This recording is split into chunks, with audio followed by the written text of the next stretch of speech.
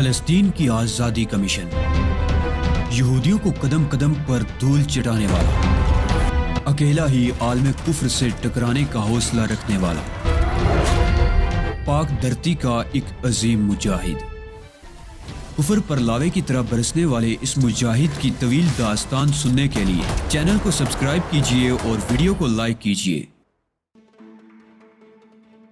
انہوں نے پھٹی پھٹی آنکھوں سے مجھے دیکھا، پھر بوڑھی کی طرف حیرت سے دیکھنے لگے۔ یہ باسکل تو نہیں ہے، باسکل جیسا ہے میرے لیے، سمجھے؟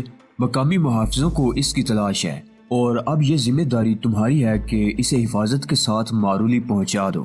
محافظوں کو اس کی تلاش ہے اور میں اسے مارولی پہنچا دوں، مگر یہ ہے کون؟ مسٹر میکلمین نے سوال کیا۔ باسکل کا دوسرا روپ ہے، اور تم نے یہ کام پورا نہ کیا تو سمجھ لو۔ نہیں، دھمکی دینے کی ضرورت نہیں ہے، تم کہہ رہی ہو تو ٹھیک ہے، مگر محافظوں سے جھگڑا مول لینا تم جانتی ہو کتنا خطرناک ہو سکتا ہے۔ یہ خطرناک کام تمہیں کرنا ہے میرے لیے۔ ٹھیک ہے، آ جاؤ بھائی، مگر سنو، اگر محافظوں کو تمہاری تلاش ہے تو تم میرے ساتھ بیٹھ کر سفر نہیں کر سکو گے۔ البتہ انڈوں کی ٹوکریوں کے نیچے میں تمہارے لیے بہترین جگہ بنا سکتا ہوں، مجھے وہ جگہ پسند ہوگی، میں نے مسکراتے ہوئے کہا۔ چوکی سے نکلنے کے بعد تم وہاں سے نکل آنا، پھر کوئی راستے میں ہمیں پریشان نہیں کرے گا، مسٹر میکلمین نے کہا، اور میں نے گردن ہلا دی۔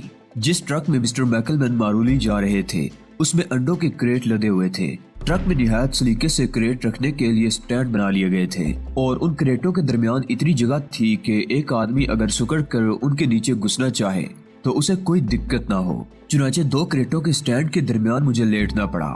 مسٹر میکلمین نے انڈوں کے کچھ کریٹ اس جگہ سے ہٹا دیے تھے، البتہ دوسرے کریٹ میرے پیروں اور سر کے قریب فٹ تھے۔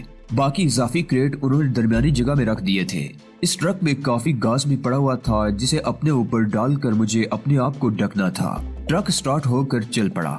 مسٹر میکلمین اپنا خوف دور کرنے کے لیے کچھ گنگنا رہے تھے۔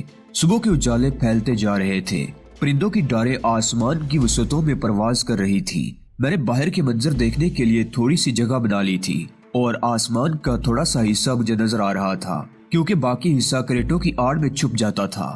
سفر جاری رہا، ٹرک کو جھٹکے نہیں لگ رہے تھے۔ مسٹر میکلمین یقیناً راستے کے ہر پیچ و خم سے خوب واقف تھے اور بڑی مہارت سے ٹرک کو ہموار راستے پر لے جا رہے تھے۔ کیونکہ انڈوں کا مسئلہ تھا، چوکی کے قریب تھوڑی دیر کے لیے ٹرک رکا۔ کسی سے کچھ گفتگو ہوئی، مجھے اندازہ نہیں ہو سکا کہ گفتگو کی نوعیت کیا ہے، مگر کسی نے کچھ دیکھنے کی کوشش نہیں کی تھی۔ چند ہی لمحے کے بعد ٹرک آگے بڑھ گیا۔ میں جانتا تھا کہ مسٹر میکلمین چونکہ روزانہ ان راستوں سے گزرتے ہیں، اس لیے کوئی ان پر شبہ نہیں کر سکتا، لیکن ان سے میرے بارے میں پوچھا ضرور گیا ہوگا۔ تقریباً 15 منٹ تک سفر کرتے رہنے کے بعد ٹرک رک گیا اور مسٹر میکلمین کی آواز سنائی دی۔ اب تم احتیاط کے ساتھ وہاں سے نکل کر میرے پاس آ جاؤ، تمہیں وہاں لیٹے لیٹے تکلیف ہو رہی ہوگی۔ میں نے اپنے اوپر سے گھاس ہٹائی اور تنکے جاڑتا ہوا احتیاط سے ٹرک کے پچھلے حصے سے نیچے اترایا اور مسٹر میکلمین کے برابر والی سیٹ پر جا بیٹھا۔ آگے محافظوں کا کوئی وجود نہیں ہوتا۔ ارے ہاں، یہ تمہاری گردن میں کچھ تنکے اٹکے ہوئے ہیں، انہیں باہر پھینک دو، انہوں نے ٹرک کو گیئر میں ڈال کر آگے بڑھاتے ہوئے کہا۔ میں نے ان کا شکریہ ادا کیا اور اپنی صفائی کرنے لگا۔ بقیہ سفر نہایت پرسکون انداز میں گزرا تھا۔ مارولی پہنچنے کے بعد میرے لیے آسانیاں تھیں اور میں اپنا یہ سفر طے کر کے مطلوبہ جگہ پہنچ سکتا تھا۔ ہوم منسٹر مسٹر آئنشلائر نے میرے لیے جو آسانیاں پیدا کی تھی ان کا روح رواں سن مین تھا، اور سن مین نے مجھے بتا دیا تھا کہ مارولی سے ایک طویل فاصلہ طے کرنے کے بعد مجھے کہاں پہنچنا ہے۔ مارولی تک میری یہ مہم بخیر و خوبی کامیابی سے ہمکنار ہوئی تھی۔ فلم میرے پاس محفوظ تھی اور مجھے خوشی تھی کہ میں وہ کام کر آیا تھا جس سے فلسطین کا مفاد بھی وابستہ تھا، اور مسٹر آئنشلائر کی شرط بھی۔ انہوں نے مجھ سے وعدہ کیا تھا کہ ان کا یہ کام میں کر دوں، اور تہذیب مالکم ایکس کے سلسلے میں وہ مجھ سے تعاون کریں گے۔ یہ الگ بات ہے کہ اپنی اس کامیابی کے بعد بھی مجھے اس بات کا یقین نہیں تھا کہ مسٹر آئنشلائر تہذیب مالکم ایکس کے سلسلے میں کوئی یقینی اور مؤثر کارروائی کر چکے ہوں گے۔ البتہ اگر مجھے وہاں کام کرنے کی سہولتیں مل جائیں تو میں یقیناً کچھ نہ کچھ کام کر سکتا تھا۔ مسٹر آئنشلائر اگر تہذیب مالکم ایکس کی تلاش میں ناکام رہے تو یہ صرف ان کا قصور نہیں ہوگا، کیونکہ معاملہ گرین پول کا تھا۔ مارولی پہنچنے کے بعد میں نے مسٹر میکلمین کا شکریہ ادا کیا اور وہاں سے اپنی منزل کی جانب چل پڑا۔ مارولی سے مطلوبہ جگہ تک کا سفر حسب توقع خطرات سے پر تھا۔ بہت سی الجھنیں اٹھانا پڑی مجھے، البتہ جو سہولتیں اور معلومات مجھے فراہم کر دی گئی تھی ان کی مدد سے مجھے اپنی مطلوبہ جگہ پہنچنے میں دقت نہ ہوئی۔ ہوٹل گیلارڈ کے کمرہ نمبر 27 میں مجھے جس شخصیت سے ملاقات کرنا تھی اسی کے ذمہ میری واپسی کا مکمل بندوبست تھا۔ گیلارڈ کے کمرہ نمبر 27 پر جب میں نے دستک دی تو ایک نوجوان اور خوبصورت سی عورت نے میرا استقبال کیا۔ اسپینش معلوم ہوتی تھی یا پھر خد و خال ہی ایسے تھے۔ اس نے مسکراتی نگاہوں سے مجھے دیکھا اور اندر آنے کی پیشکش کی۔ شاید میں علی یار خان سے مخاطب ہوں۔ ہاں مادام مرینا، مجھے آپ کے بارے میں بتا دیا گیا تھا۔ گڈ، آئیے تشریف لائیے۔ یہ بتائیے کیا پینا پسند کریں گے؟ میرا خیال ہے اس وقت پینے کا سلسلہ ملتوی کر کے کھانے کی بات کی جائے تو بہتر ہے۔ اوہ ہاں سوری، واقعی کھانے کا وقت ہو گیا ہے، اس نے کہا، اور تھوڑی دیر کے بعد ہمارے سامنے کھانا لگا ہوا تھا۔ مرینا محتاط عورت تھی، ضرورت سے زیادہ اس نے ایک لفظ بھی نہیں کہا تھا۔ کھانے سے فارغ ہونے کے بعد ہم نے کافی پی۔ کافی ختم کر کے مرینا اپنی جگہ سے اٹھی اور کچھ کاغذات لا کر میرے سامنے رکھ دیے۔ اب ہمیں صرف اس طیارے کا انتظار کرنا ہے جو آپ کو یہاں سے لے کر روانہ ہو جائے گا، اور اس کے لیے میں نے ابھی تک ایئرپورٹ سے رابطہ قائم نہیں کیا۔ ظاہر ہے مجھے علم نہیں تھا کہ آپ کی واپسی کب تک ہوگی۔ کیا آپ بھی میرے ساتھ ہی چلیں گی مس میرینا؟ میں نے سوال کیا۔ مسز گولن کراؤزے، اس نے میری غلطی کی توثیق کرتے ہوئے کہا۔ میں نے مسکرا کر گردن خم کر دی۔ مجھے اس سے کیا دلچسپی ہو سکتی ہے کہ وہ شادی شدہ ہے یا غیر شادی شدہ۔ میرینا کراؤزے کی مدد سے بقیہ معاملات طے ہوئے اور میں ایک طیارے سے واپس چل پڑا۔ پورا پروگرام میرے سامنے تھا۔ اپنی منزل پر پہنچ کر میں اس ہوٹل میں مقیم ہو گیا جس کے بارے میں مجھے بتا دیا گیا تھا۔ ہوٹل پہنچنے کے بعد میں نے ایک بھرپور نیند لے کر تھکن دور کرنے کا فیصلہ کیا اور بستر میں گھس گیا۔ بقیہ سارے کام اس کے بعد۔ دوپہر کو تقریباً 1 بجے جاگا تھا، پیٹ میں چوہے دوڑ رہے تھے، چنانچہ سب سے پہلے غسل سے فارغ ہو کر کھانا طلب کیا اور خوب پیٹ بھر کر کھایا۔ خاصا مطمئن تھا۔ اس وقت ذہن میں کچھ اور خیالات بھی آئے تھے جن کے تحت چند ایک ضروری کام نپٹانا تھے، چنانچہ تیار ہو کر باہر نکلایا۔ ممکن ہے مسز کولن کراؤزے نے سن مین کو یا اپنے محکمے کو میرے بارے میں ہدایات دے دی ہوں۔ پتہ نہیں اس دوران کسی نے مجھ سے یہاں رابطہ قائم کرنے کی کوشش کی یا نہیں۔ اپنی تیاریوں کے سلسلے میں تھوڑی دیر کے لیے بازاروں میں بھی آنا پڑا تھا۔ ضروری امور کی انجام دہی کے بعد ایک پبلک کال بوتھ کے ذریعے میں نے سن مین سے رابطہ قائم کیا۔ فوراً ہی سن مین کی آواز فون پر سنائی دی۔ ہیلو، کون؟ علی یار خان بول رہا ہے۔ گڈ، مسٹر علی آپ واپس آ گئے؟ ہاں، اسی لیے آپ سے مخاطب ہوں۔ کیا ہوٹل ہی سے فون کر رہے ہیں؟ نہیں، ایک پبلک کال بوتھ سے۔ یہ آپ نے اچھا کیا مسٹر علی، آپ اپنے ہوٹل واپس جائیے۔ آدھے گھنٹے کے بعد میرا ایک آدمی آپ کے پاس پہنچ جائے گا، اس کا نام رابرٹ پال ہے، وہ آپ کو لے کر میرے پاس آ جائے گا۔ سن میں نے کہا ٹھیک ہے، میں نے جواب دیا اور مزید کسی گفتگو کے بغیر فون بند کر کے باہر نکل آیا۔ ہوٹل پہنچا تو تقریباً 10 منٹ انتظار کرنے کے بعد سن مین کا آدمی میرے پاس پہنچ گیا۔ وہ پیلے رنگ کی ایک کار میں مجھے لے کر سن مین کے گیراج کی جانب چل پڑا۔ 10 منٹ ہی کے مزید سفر کے بعد میں اس پراسرار جگہ پہنچ گیا جہاں سن مین سے پہلی بار میری ملاقات ہوئی تھی۔ سن مین اپنے مخصوص کمرے میں موجود تھا۔ اس کے چہرے پر سرد مہری کے آثار تھے، کوئی گرم جوشی نہیں تھی۔ میں اس کے سامنے جا بیٹھا۔ مجھے اس کی سرد مہری پر حیرت تھی۔ اس نے مجھے سرد نگاہوں سے دیکھتے ہوئے کہا، حالات میں ایک دم نمایاں تبدیلی ہوئی ہے مسٹر علی۔ کیا مطلب؟ مطلب تو میں نہیں سمجھا سکتا، لیکن مسٹر آئنشلائر کا منصوبہ فیل ہو گیا ہے اور انہوں نے مجھے آپ کے بارے میں کچھ ہدایات دی ہیں۔ کیا؟ میں نے متعجبانہ انداز میں سوال کیا۔ آپ یہ بتائیے کہ آپ کو اپنے دوسرے مرحلے میں کامیابی نصیب ہوئی یا نہیں؟ اس کا جواب دینے سے پہلے میں ان بدلے ہوئے حالات کے بارے میں جاننا چاہتا ہوں، اور ذرا یہ بتائیے کہ مسٹر آئنشلائر سے رابطہ کس طرح قائم ہو سکے گا؟ مسٹر آئنشلائر اس وقت یہاں موجود نہیں ہے، ملک سے باہر گئے ہوئے ہیں۔ ویسے ہمیں آپ کی پہلی کامیابی کی اطلاع تو اخبارات کے ذریعے ہی مل گئی تھی۔ آپ نے بے شک اپنا کام بڑے اعتماد سے کیا، لیکن کیا کیا جائے، حالات نے جو کروٹ بدلی ہے اس کے تحت تمام تر کارروائی ناکام ہو گئی، اور سچ بات یہ ہے کہ آپ کی کاوشوں کا کوئی صلہ ہمیں نہیں مل سکا۔ میں حیرت سے منہ کھولے یہ تمام گفتگو سن رہا تھا۔ میں نے سن مین کی شکل دیکھتے ہوئے کہا، مسٹر سن مین، آئنشلائر کب تک واپس آئیں گے؟ میں ان کے پروگراموں سے زیادہ واقفیت نہیں رکھتا۔ شاید مسٹر شلائر نے آپ سے میرا صحیح طور پر تعارف نہیں کرایا۔ میں کوئی سیاسی آدمی نہیں ہوں، بلکہ مسٹر آئنشلائر کے لیے چھوٹے موٹے کام کر لیتا ہوں، وہ بھی بالکل ذاتی تعلقات کی بنیاد پر۔ چنانچہ مجھے ان کے سیاسی مشاغل کے بارے میں کچھ نہیں معلوم۔ البتہ یہاں سے جاتے ہوئے انہوں نے مجھ سے اتنا کہا تھا کہ اگر آپ واپس آ جائیں تو آپ کو یہ اطلاع دے دی جائے کہ ہمارے وہ مقاصد مکمل طور پر ناکام ہو چکے ہیں جن کے لیے اب تک کارروائی کی جا رہی تھی۔ اگر آئنشلائر کے بارے میں آپ کو مکمل معلومات نہیں ہے تو آپ یہ کیسے کہہ سکتے ہیں کہ مجھ سے ملاقات کے بغیر ہی انہوں نے اپنے طور پر یہ فیصلہ کر لیا ہے؟ اس لیے کہ انہوں نے مجھ سے یہ باتیں کہی تھی۔ خیر، میں آپ سے مزید سوالات نہیں کروں گا کیونکہ آپ نے یہ چند الفاظ کہہ کر میری زبان بند کر دی ہے۔ میں بس آئن شلائر سے ملاقات کا خواہش مند ہوں۔ آپ اپنی دوسری مہم میں کامیاب ہوئے یا نہیں، اس کے بارے میں بتانے سے کیا فائدہ؟ مسٹر آئن شلائر نے مجھ سے کہا ہے کہ وہ فلم آپ سے لے لی جائے جو آپ نے تیار کی ہے۔ ممکن ہے کسی مرحلے پر ہمارے کام آ سکے۔ نہیں، ہرگز نہیں، سوال ہی پیدا نہیں ہوتا۔ فلم ایک معاہدے کے تحت مجھے ان کے حوالے کرنا تھی اور ان سے گفتگو کیے بغیر میں فلم آپ کو نہیں دوں گا۔ نہیں ڈیئر، فلم تو مجھے ہی دے دو۔ اس کے بعد اگر چاہو تو یہاں رک کر مسٹر آئن شلائر کا انتظار کر سکتے ہو، جو تقریباً بیکار ہی ہوگا۔ غالباً اب وہ تم سے ملنا بھی پسند نہیں کریں گے۔ حالات کا یہ نیا رخ میرے لیے انتہائی ڈرامائی تھا۔ یہ تبدیلی اچانک کیوں ہوئی؟ مسٹر آئن شلائر کا رویہ کیوں بدل گیا؟ کیا یہ صرف سن مین کی شرارت ہے؟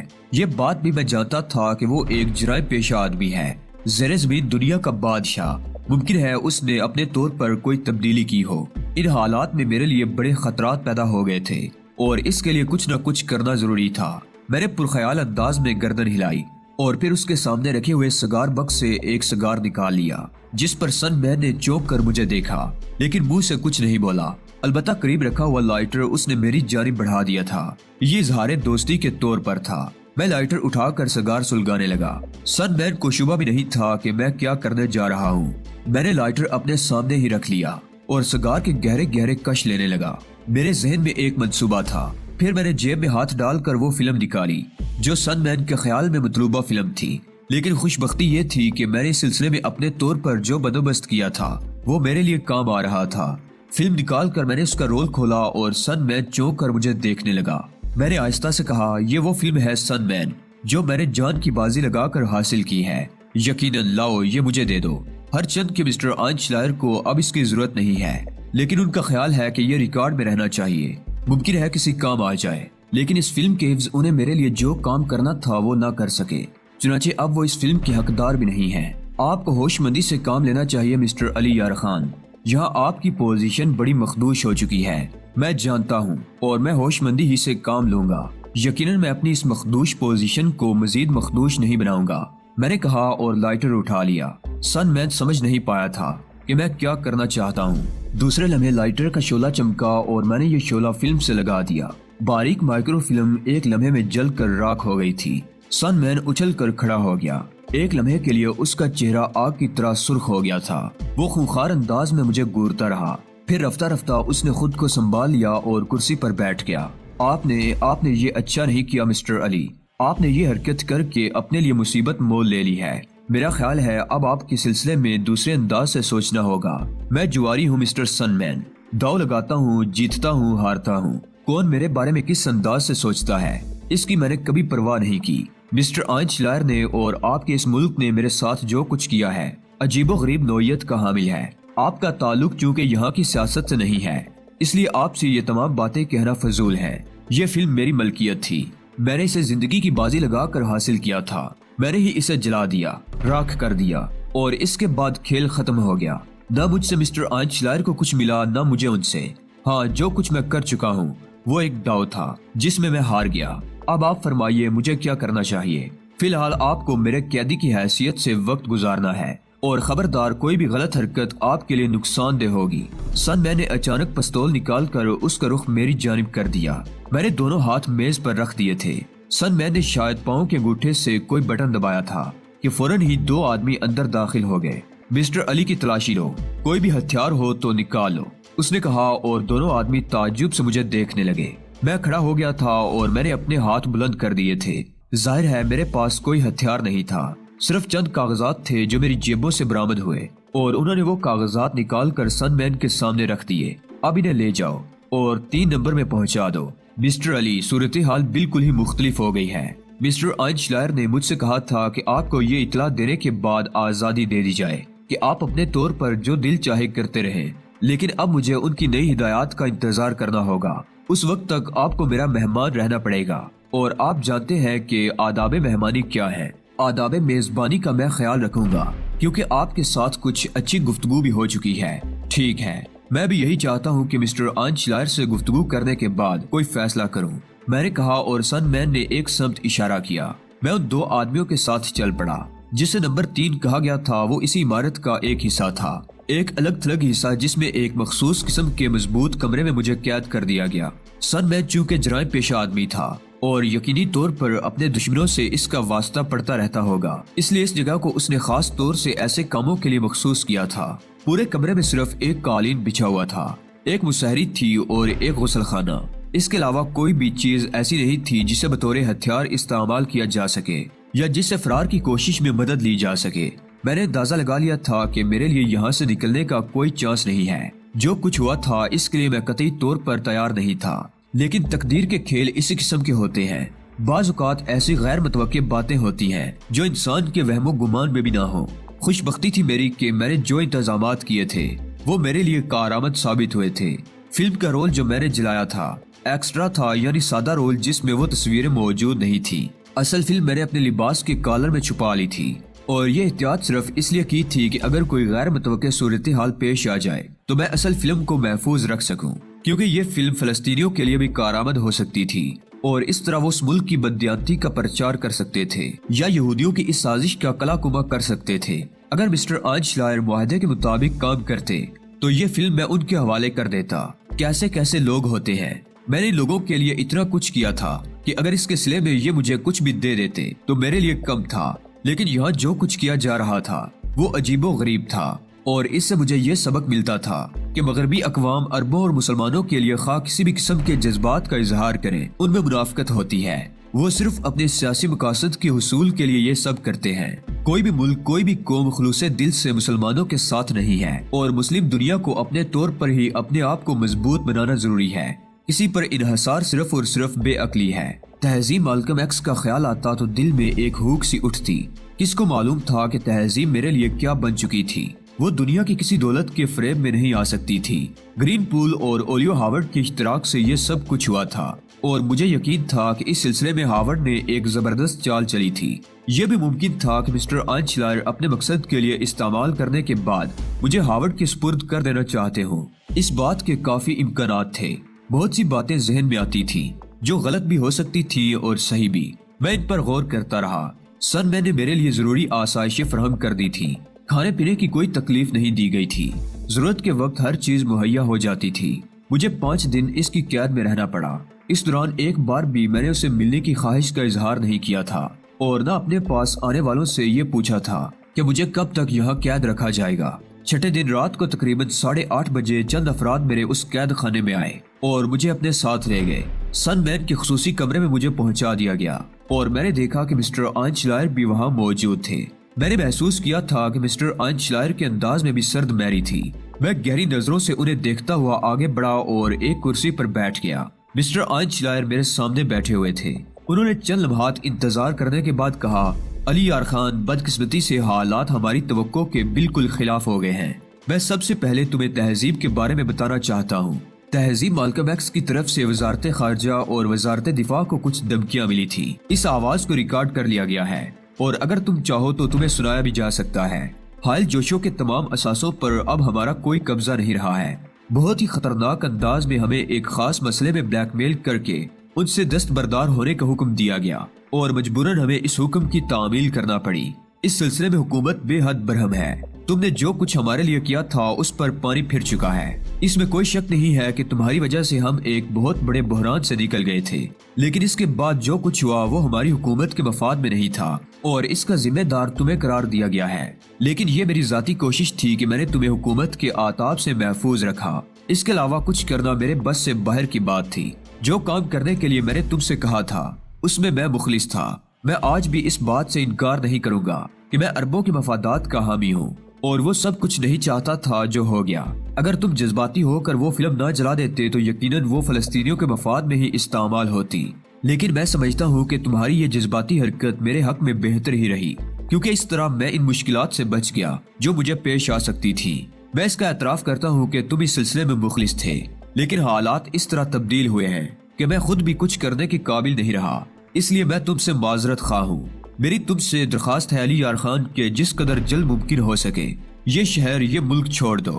اس کے بعد کی زندگی تمہاری اپنی ہے۔ کاش میں تہذیب مالکم ایکس کے بارے میں کچھ نشاندہی کر سکتا، لیکن میرے دوست اس بات پر یقین کر لو کہ تہذیب سے اب تمہارا کوئی واسطہ نہیں رہا ہے۔ جتنا عرصہ اس نے تمہارے ساتھ گزار لیا ہے وہ شاید کسی خاص نوعیت کا حامل ہو، لیکن اب وہ گرین پول کے لیے پوری طرح مستعد ہے اور ہمیں زبردست چوٹ دے کر یہاں سے نکل چکی ہے۔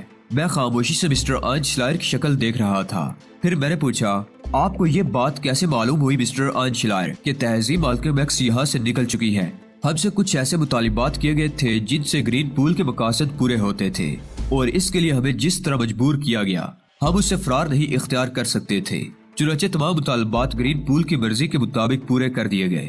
حال جوشوں کے معاملات میں بھی یوں سمجھیے مسٹر علی یار خان کے گرین پول اپنا کام پورا کر چکی ہے اور ہم ان مقاصد سے دستبردار ہو چکے ہیں جو ہمارے پیش نظر تھے۔ ان حالات میں شاید آپ کے خلاف کوئی انتقامی کارروائی کی جا سکتی تھی، لیکن میں نے اسے روک دیا۔ ہم ناسپاس نہیں ہیں، لیکن اس سے زیادہ کچھ کرنا ہمارے بس سے باہر ہے۔